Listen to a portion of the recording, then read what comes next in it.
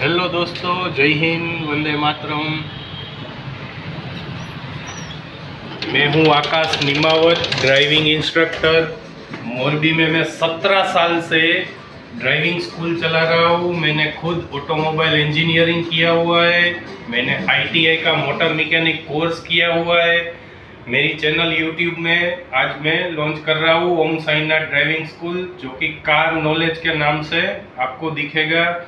और मैं आपको कार के ड्राइविंग के बारे में, कार के मेंटेनेंस के बारे में, हर एक व्हीकल के बारे में कुछ ना कुछ इन्फॉर्मेशन देता रहूँगा, जो कि आपको कार के मेंटेनेंस में काम आएगा, ड्राइविंग में काम आएगा।